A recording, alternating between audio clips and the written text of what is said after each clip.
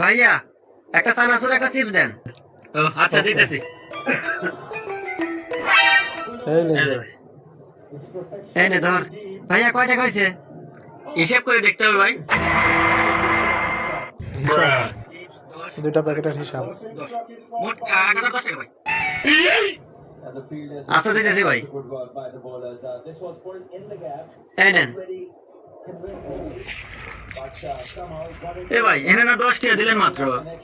10টা মানে কি কর? আমি হিসাব করে দিই, খাতা কলম দেন। এই ধর তো।